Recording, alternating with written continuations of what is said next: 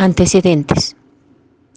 Comencemos revisando un poco de la historia del virus y vamos a poder observar que en el 2008 ya Kate Jones y colegas publicaron Tendencias mundiales en enfermedades infecciosas emergentes, donde la mayoría de los casos que ellos mostraban eran originados en la vida silvestre.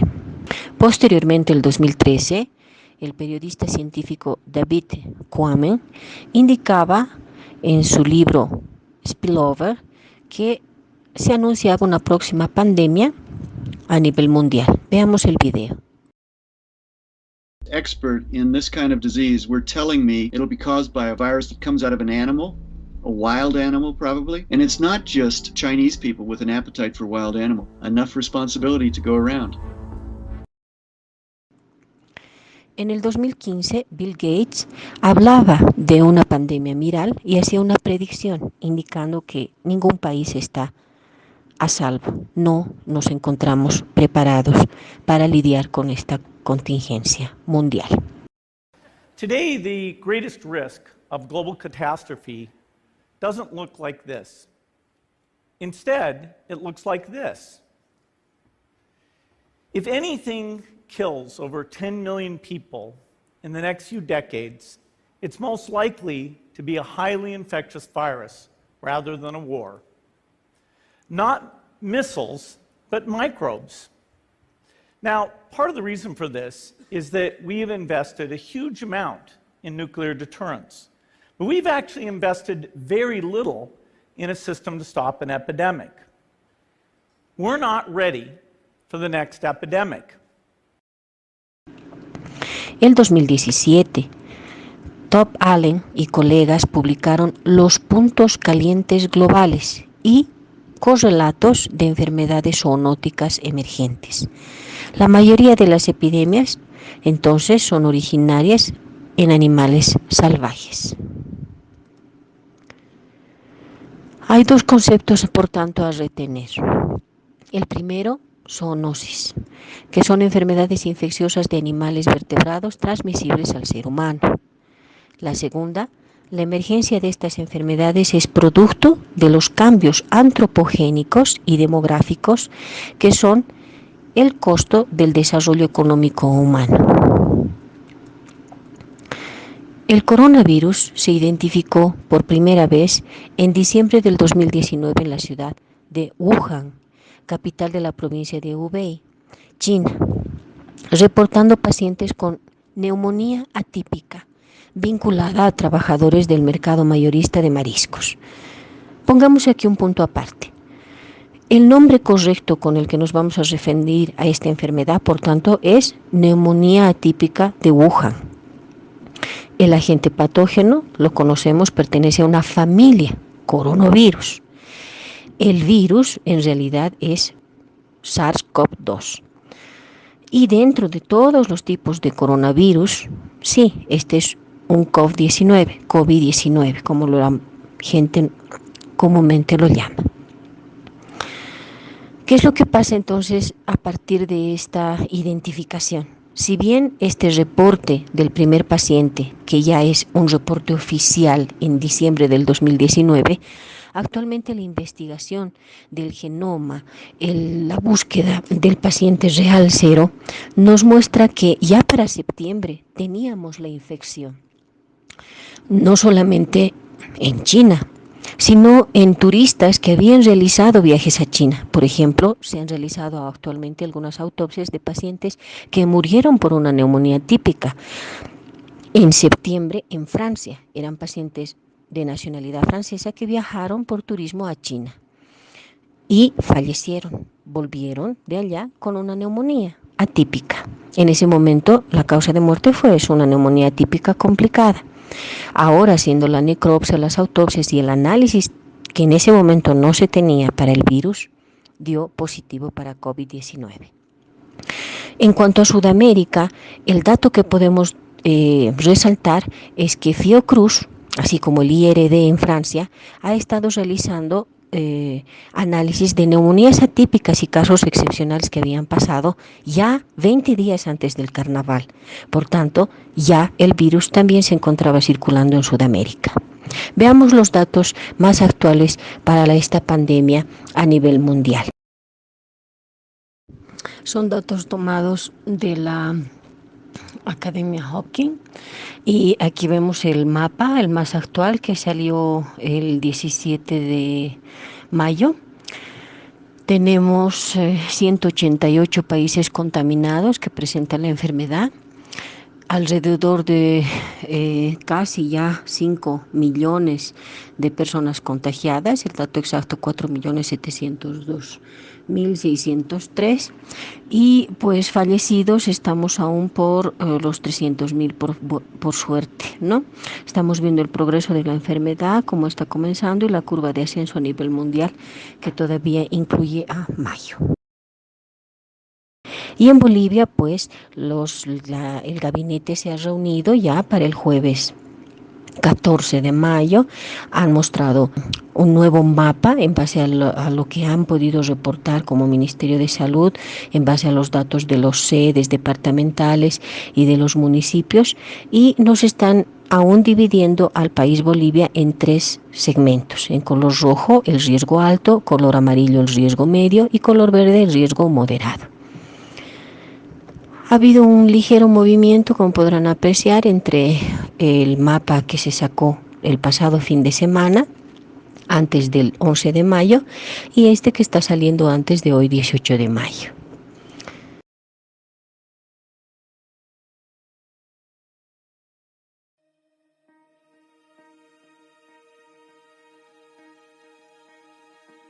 Buenas noches, Bolivia.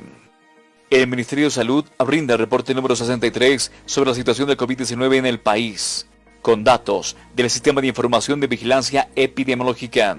Hoy, domingo 17 de mayo del 2020, hasta las 19 horas, se reportan 262 nuevos contagios de coronavirus, teniendo un total acumulado de 4.088 personas contagiadas en todo Bolivia. Datos acumulados: 631 sospechosos, 12.316 descartados, 493 recuperados, 169 decesos. Bien, vayámonos ahora a la taxonomía. En esta imagen estamos viendo la clasificación de los virus según el Comité Internacional de Taxonomía de Virus. Estos se pueden clasificar en varios grupos, como podrán ver didácticamente en colores. No obstante, yo prefiero esta siguiente clasificación, que son los virus según la clasificación de Baltimore.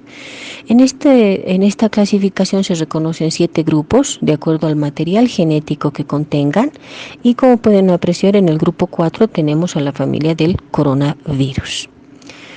Luego vamos a ver una clasificación más sencilla que nos muestra si los virus tienen ADN o ARN. Si estos son con cadena sencilla, hablando del ARN, o si son con cadena doble. Y al mismo tiempo, dentro de los de cadena sencilla o cadena doble, podemos dividirlos a con envoltura o sin envoltura. El coronavirus es un virus ARN de cadena sencilla con envoltura, y se divide en 4 grupos: alfa, beta, gamma y delta. Veamos ahora el agente patógeno. Los coronavirus son conocidos desde el siglo pasado. Causaban infecciones respiratorias leves. En el siglo XXI se han presentado 3 grandes brotes epidémicos. Si ya hemos hablado de la taxonomía y reconocemos los 7 grupos de coronavirus, podemos decir que el coronavirus, el COVID-19, tiene 120 nanómetros, una envoltura donde está el ARN, va a presentar proteínas E, M y, lo más importante, la espícula, spike, que es una glucoproteína. Esta glucoproteína es justamente la que le da la característica especial de donde deriva el nombre coronavirus. Al observarla en el microscopio electrónico, los primeros científicos lo que vieron fue justamente estas espículas que le daban la forma de una corona irradiada. La verdad es que en pocos días se ha conocido el genoma del coronavirus y su estructura de proteínas clave de la espícula que pueden ser dianas para la intervención terapéutica, como lo veremos más adelante. En este video francés que les presento ahora, lo que vamos a ver es el salto de las especies de algunos virus, en este caso el virus Nipah. C'est ce qui s'est passé ici, en Malaisie, à la fin des années 90. En gros, on coupe une partie de la forêt et on y installe à la place de grandes fermes à cochons. Sauf que dans cette région, on trouve une chauve-souris qui est porteuse d'un virus appelé Nipah. Cette chauve-souris, elle se nourrit de fruits. Et les cochons qu'on a amenés sur place se mettent eux aussi à manger des restes de fruits tombés par terre, mais dans lesquels on trouve encore de la salive ou des excréments de chauve-souris. Les porcs sont contaminés et ils infectent à leur tour les éleveurs. On dénombre rapidement plus d'une centaine de morts. Et il faut abattre en urgence 1 million de cochons pour stopper la propagation de la maladie. Le relais, c'est donc le cochon qui a permis au virus d'atteindre des humains. Bien, ahora que hemos visto este video, quiero que tengan en cuenta de que esta es la manera en la que se realiza la transmisión del murciélago, que es el huésped definitivo, es donde se está produciendo la zoonosis del virus, su ciclo normal de vida. Aparece un intermediario. Para este caso, el virus Nipah fue el cerdo. Una vez que se detecta que el cerdo es el huésped intermediario y que está llevando del cerdo a sus cuidadores, el humano, que sería el huésped accidental, nosotros podemos cortar a partir de ese momento el proceso de infección. Les pongo esto como ejemplo para que lo observen y entiendan esta siguiente imagen. En primer lugar, apareció el 2002 el SARS. El SARS se presentó en China y se extendió a 32 países, produciendo 8.096 casos con una letalidad del 10%. Saltó del murciélago al gato civeta y del gato civeta al humano. El segundo brote de coronavirus, que nos resulta importante, vendría a ser el brote del MERS, que apareció el 2012. Este apareció en Oriente Medio. Hubo 2.494 casos en 27 países donde se los reportó, con una letalidad más alta, oscilando entre el 35%. ¿Qué sucedió en ese caso? Del murciélago, el coronavirus saltó al camello y del camello al humano. Tenemos entonces, en base a esto, que tener cosas bien claras sobre el ciclo del virus.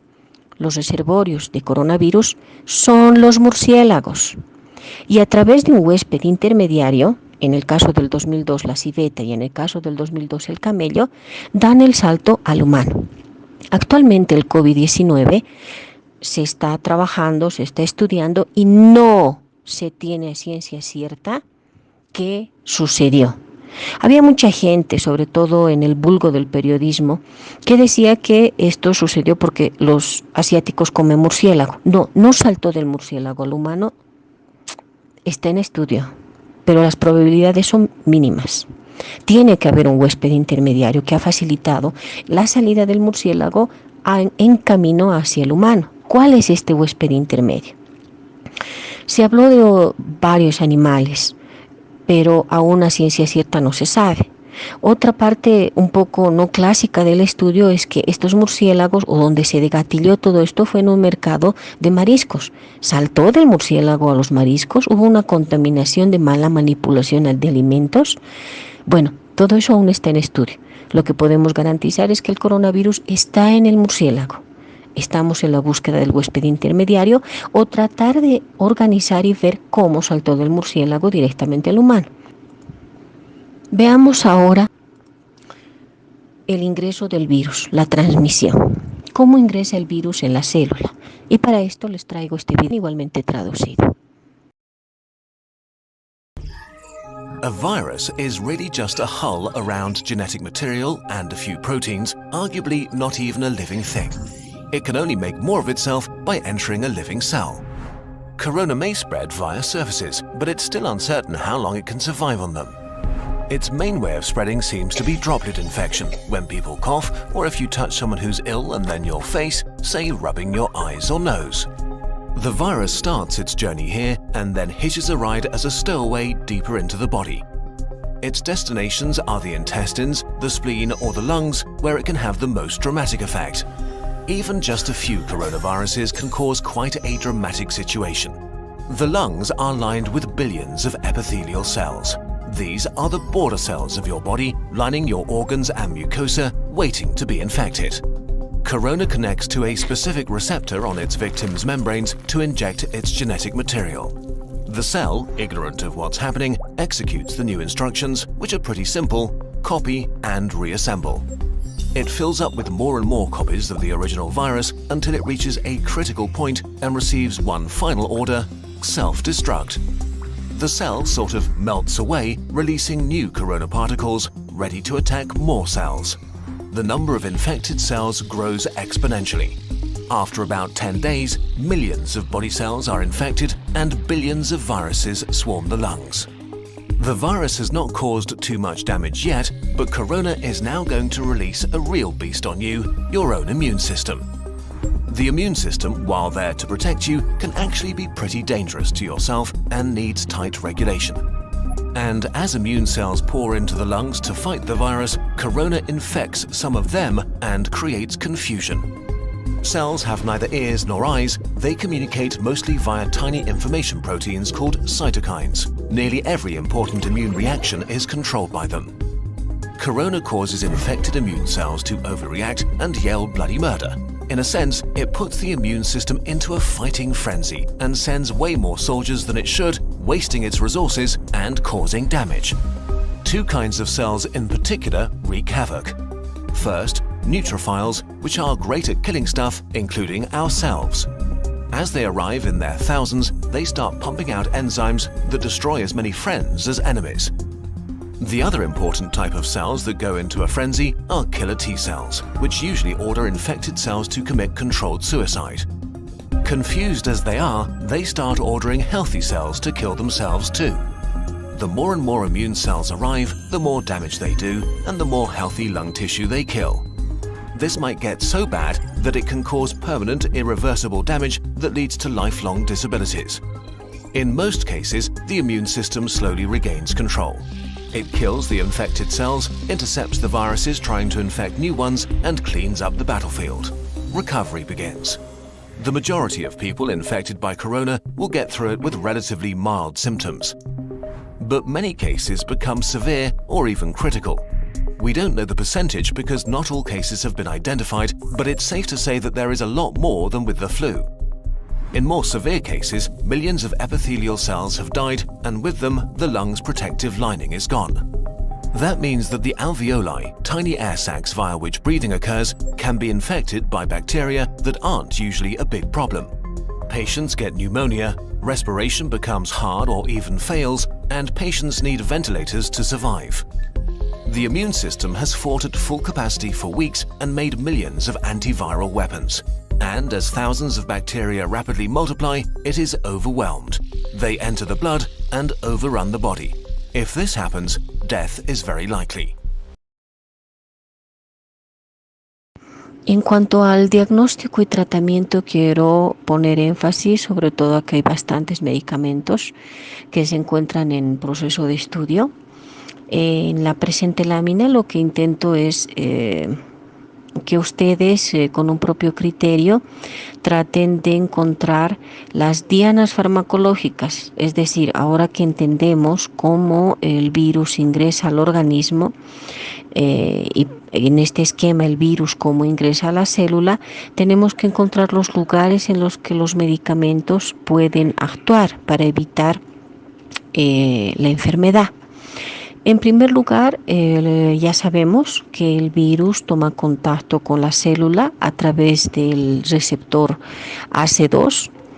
No olvidar que este está relacionado con la hipertensión, por eso hay muchos pacientes con hipertensión a los que vamos a tener con más cuidado.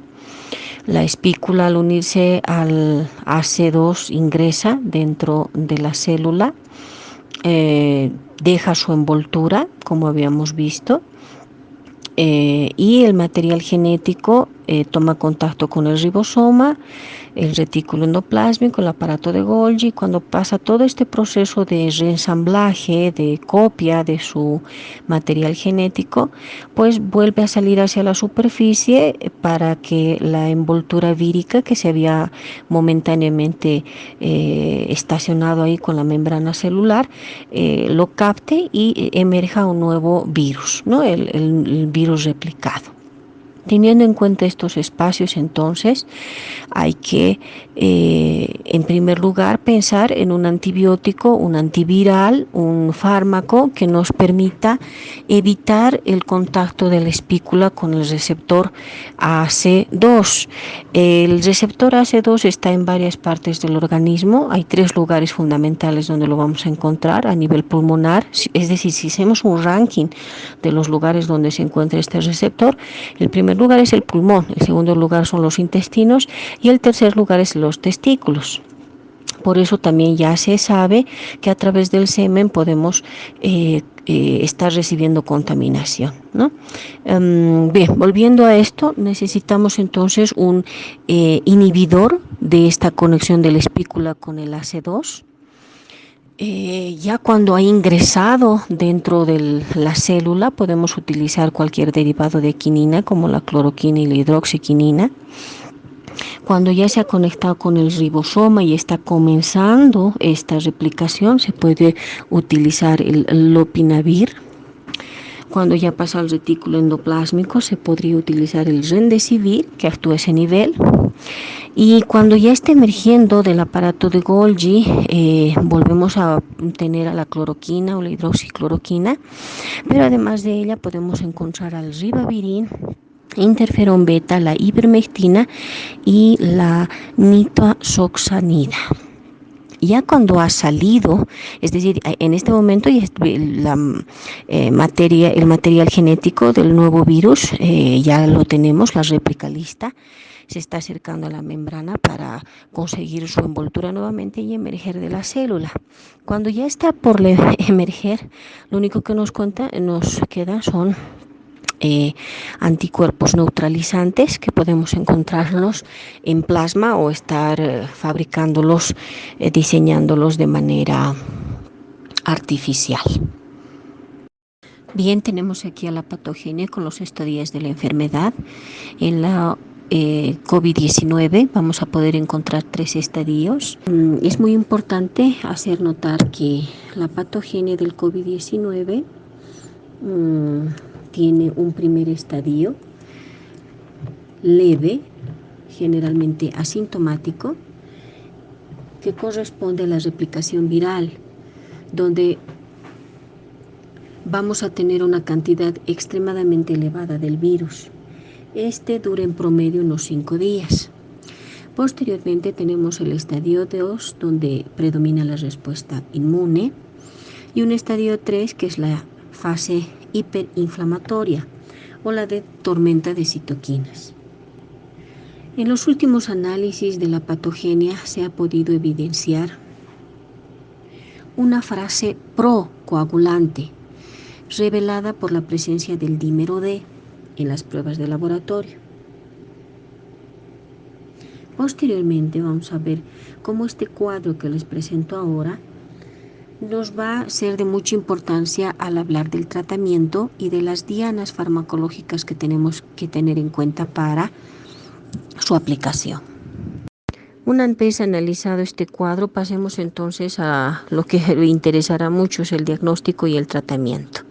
Ahí vamos a poder evidenciar este cuadro en el cual apreciamos los porcentajes de mayor y menor probabilidad de presentación del síntoma en el paciente con COVID-19. Y estamos clasificándolo en dos grandes grupos, los COVID-19 severos y los no severos. Notarán que los síntomas más importantes, como ya creo que son de dominio público, son la fiebre, tos, fatiga y disnea. No obstante, es importante recordar que existen otros síntomas que señalan otros especialistas, como la anosmia y la ageusia. En esta lámina lo que vamos a poder encontrar son los parámetros hematológicos y bioquímicos de los casos con COVID-19.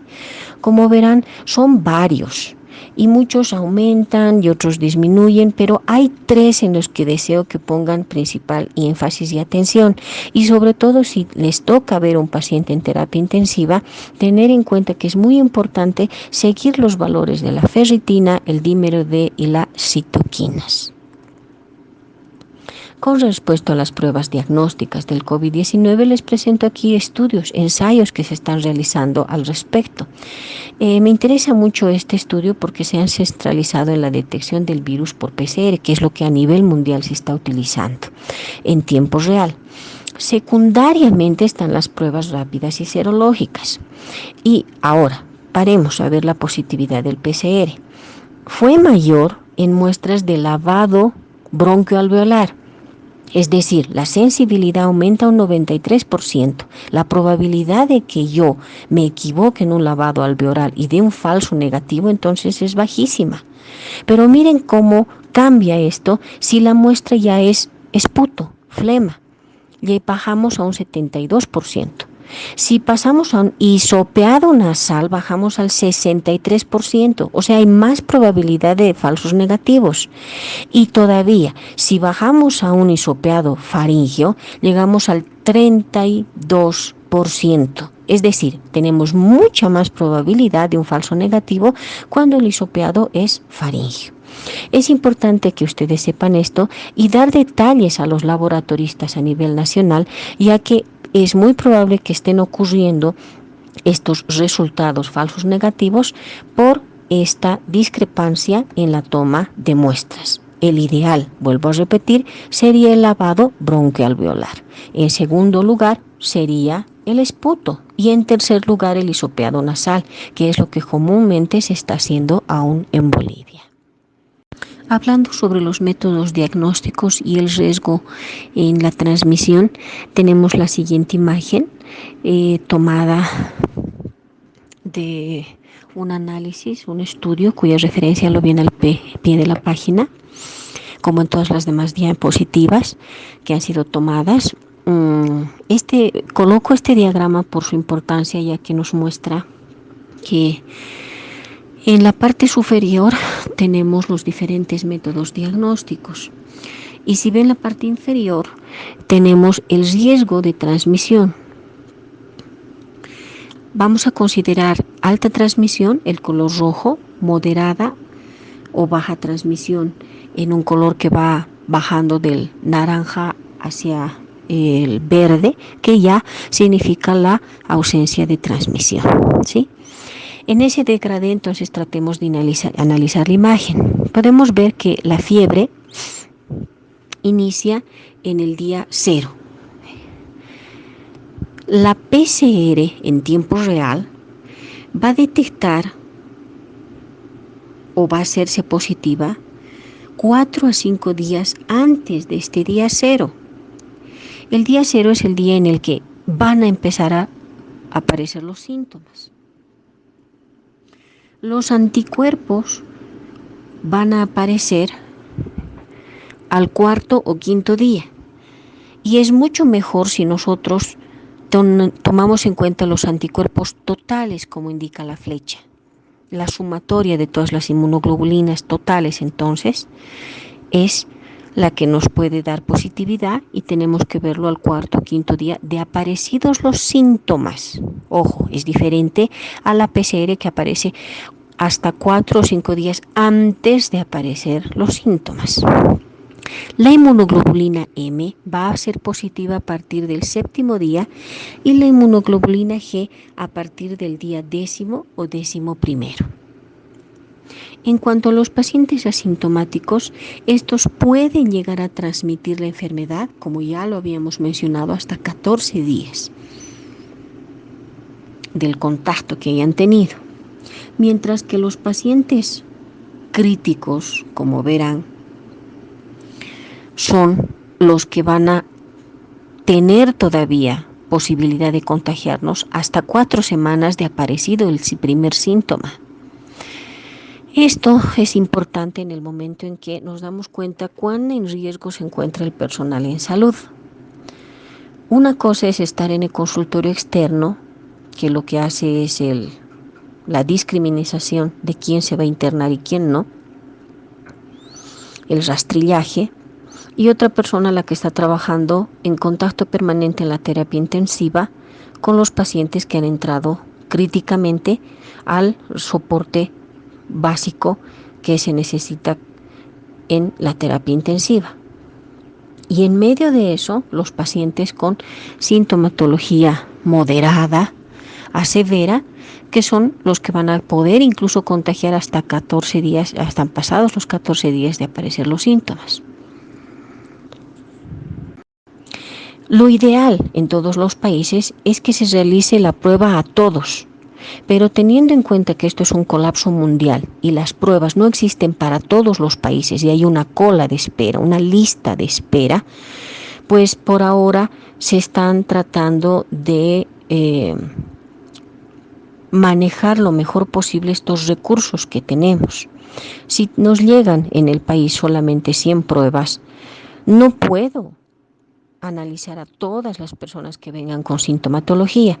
Por tanto, es muy importante el ojo clínico de los médicos. Y nunca hay que olvidar que el ojo clínico médico, la presunción diagnóstica, es lo más importante que hemos tenido, tenemos y seguiremos teniendo. Las pruebas de laboratorio son confirmatorias, son un respaldo, como su nombre dice, son complementarias a nuestro ojo clínico.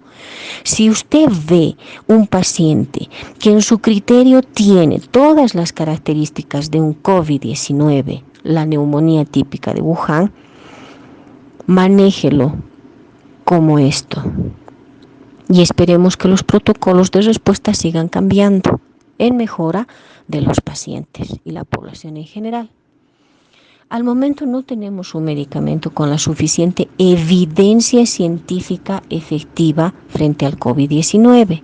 No obstante, es importante que ya como médicos clasificamos a los tratamientos en tratamientos solidarios y tratamientos ya de pruebas confirmadas de positividad.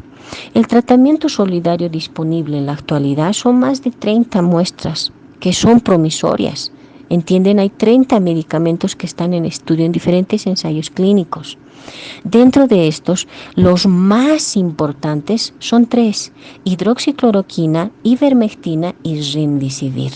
Esta tabla nos muestra muy claramente las etapas que ya habíamos visto anteriormente, los estadios clínicos, ¿no? Habíamos visto 3 etapas.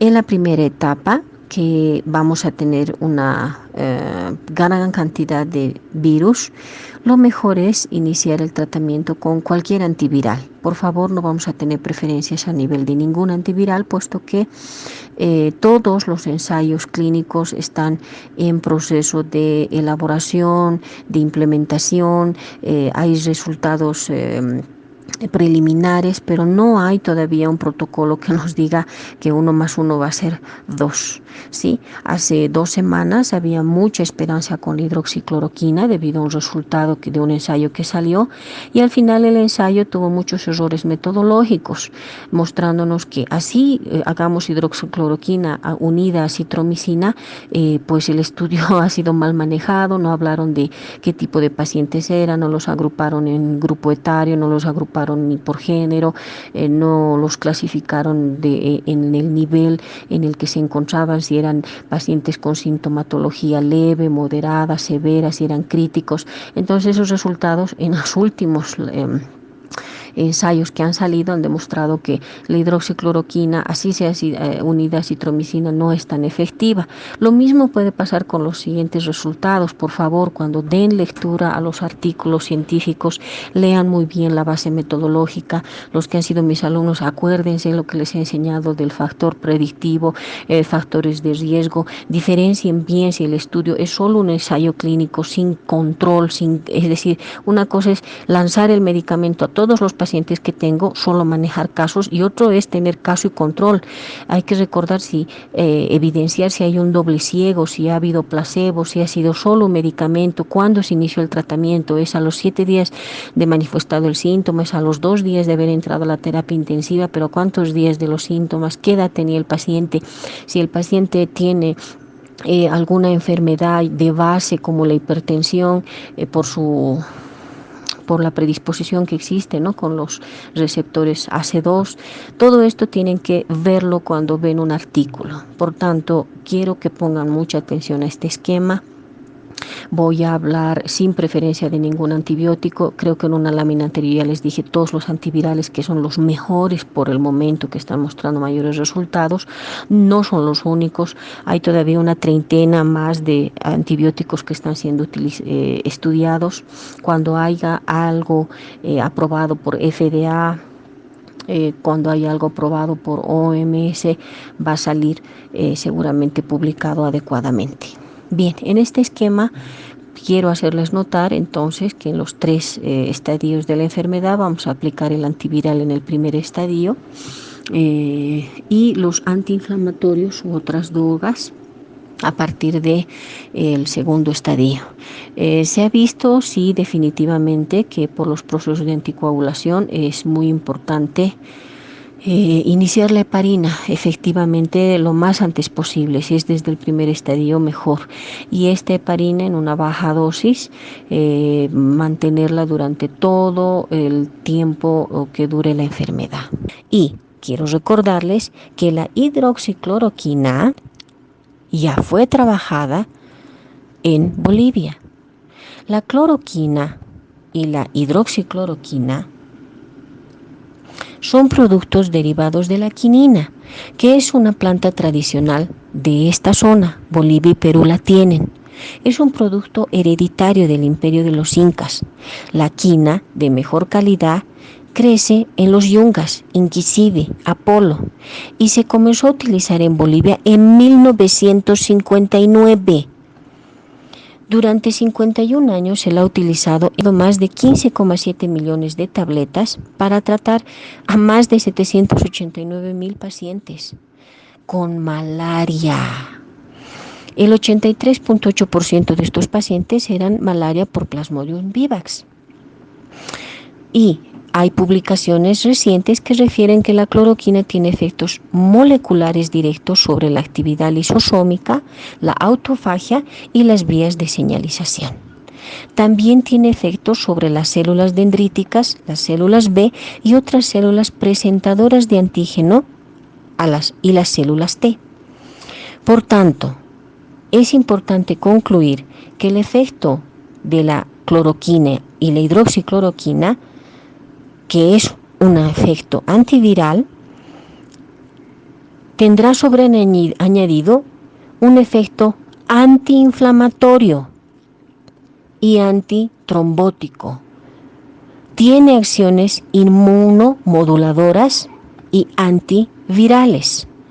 Por tanto, no va a ir a atacar solo al virus, va a evitar en las células el gatillante inmunológico de inmunidad tormentosa, y ya hace mucho tiempo se vio que protege la hemoglobina, por tanto evita trombosis, por tanto no se evita coagulación. Bien, con respecto a la ivermectina, que se ha puesto muy de moda, hay que tener en cuenta que la ivermectina fue descubierta por el doctor Omura y en asociación con el doctor Campbell. bajo la farmacéutica Merck. Se proponían encontrar nuevos medicamentos, entre estos antibióticos, antibacterianos, etc.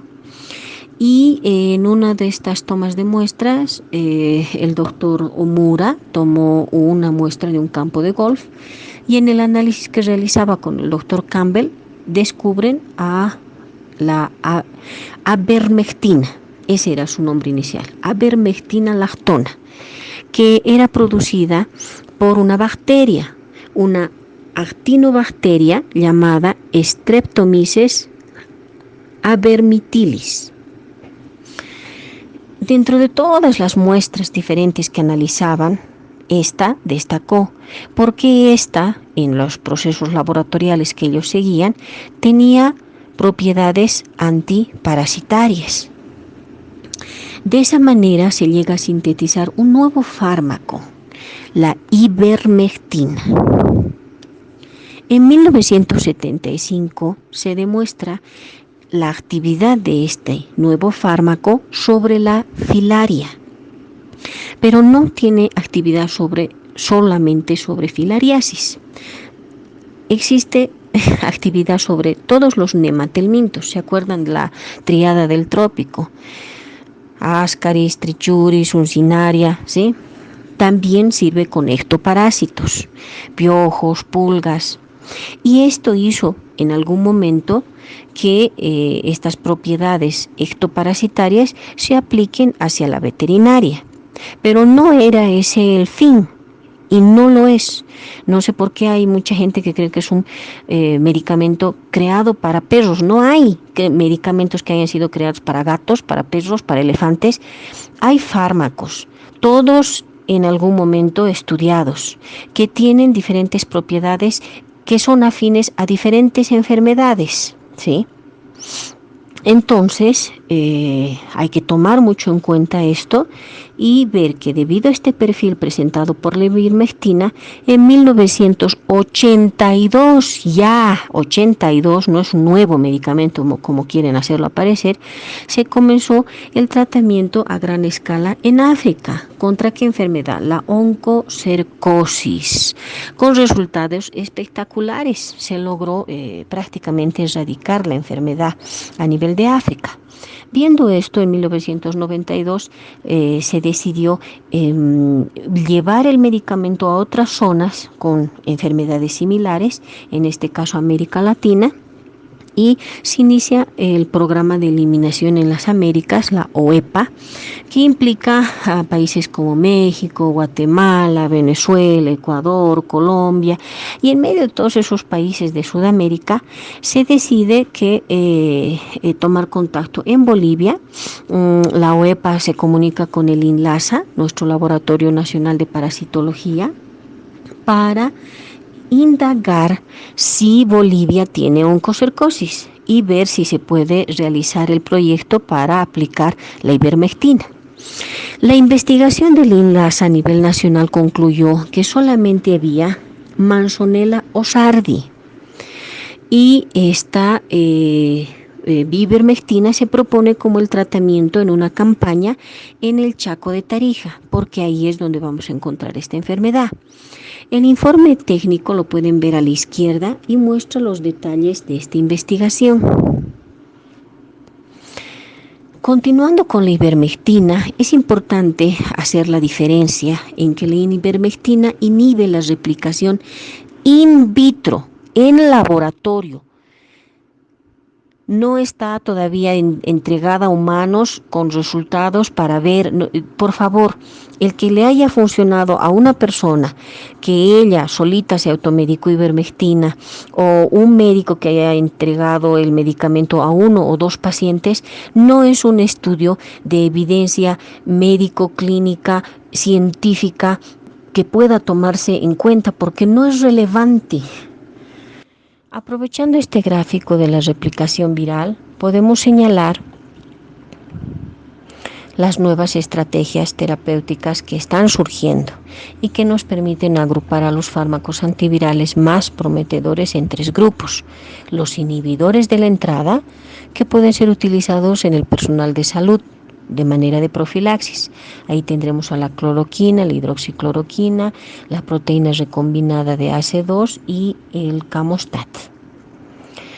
En segundo lugar, tendríamos a los inhibidores por entrada. Estos ya podrían ser terapéuticos para pacientes que presentan positividad en la prueba.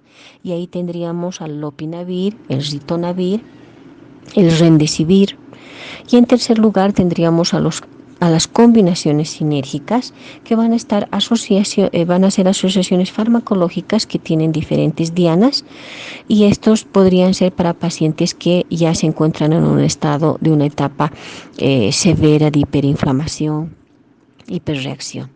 Hago notar que no estamos hablando de tratamiento de tercera fase, no obstante, que es la hiperinflamatoria, porque para este hay que ver muchos otros detalles.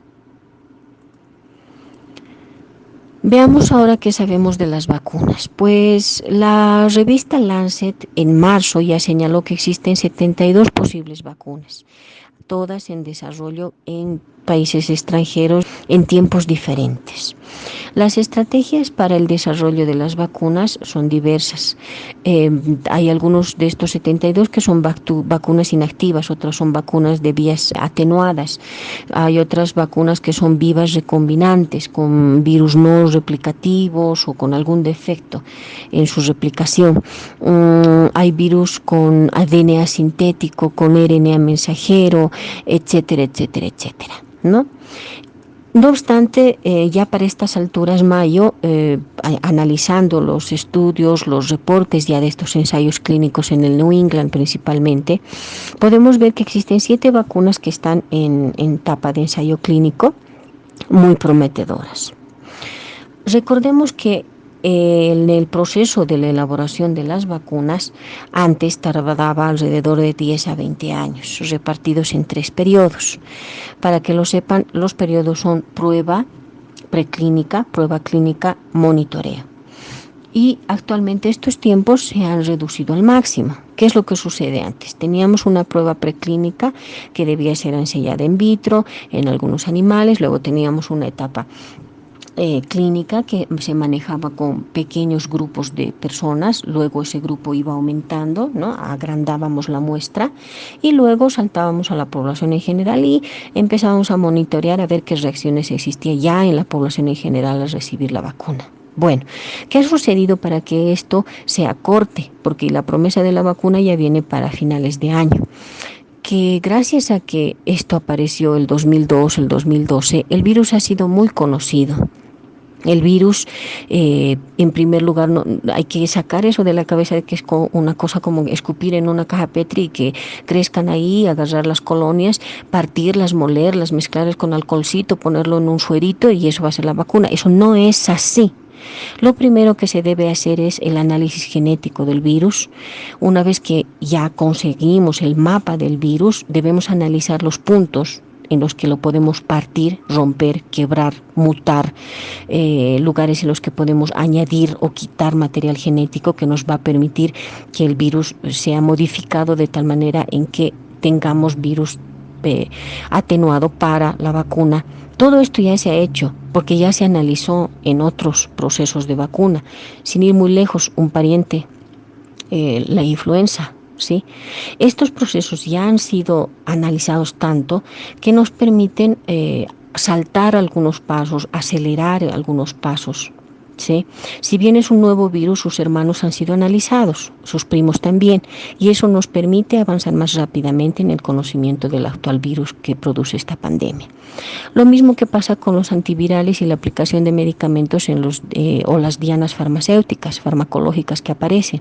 El virus VIH ha sido tan estudiado, se han creado tantos antivirales para el VIH y se ha estudiado tanto la mecánica en cómo el virus ingresa a la célula, cómo se replica, cómo sale, que ya nos han dado lugares, espacios en los que, bueno, esa historia nos sirve para contar esta nueva historia y entenderla más rápidamente. Y de esa manera ya tenemos antivirales que sabemos cuáles son sus funciones y dónde podemos llegar a aplicarlos. ¿Qué tenemos sobre el control del coronavirus?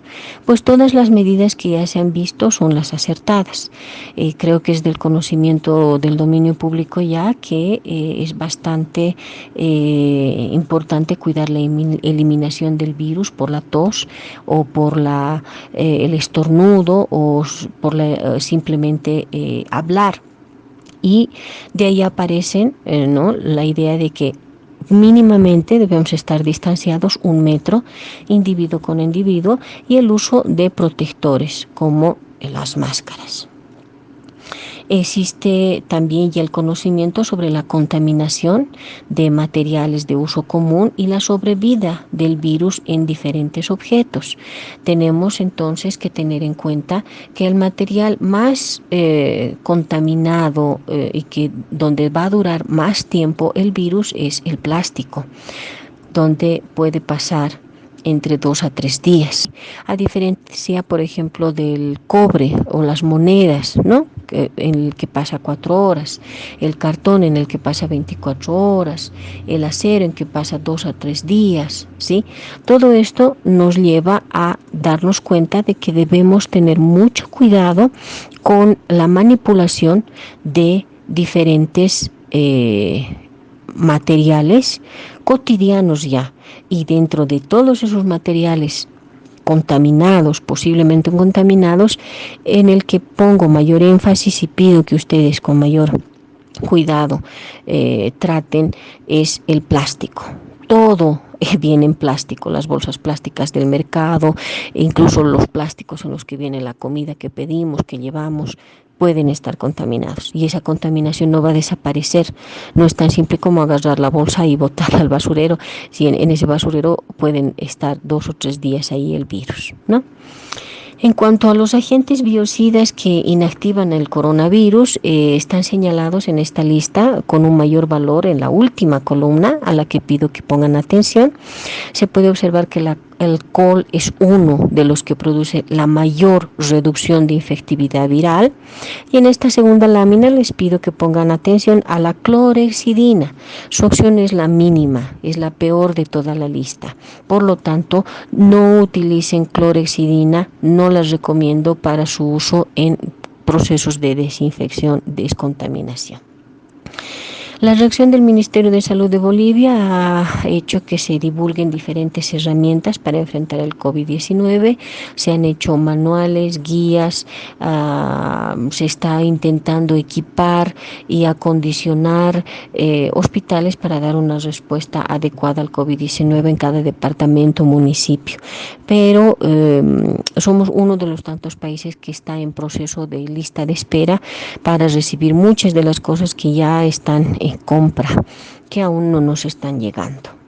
Finalmente, es importante señalar que investigadores bolivianos como el doctor Gustavo Subiet y colegas ya han aportado con experiencia y conocimiento y a propósito de los factores ambientales y fisiológicos de la altura.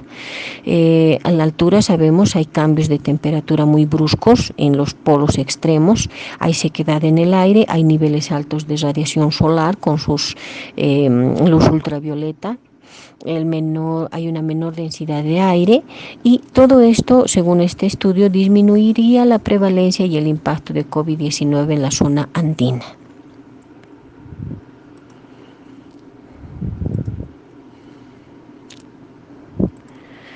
Bien, antes de terminar, agradecer mucho al equipo que me ha apoyado para llevar esta disertación a todos ustedes.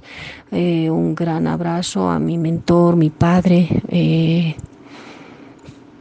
quien me ha tratado de proyectar toda su experiencia de vida como médico.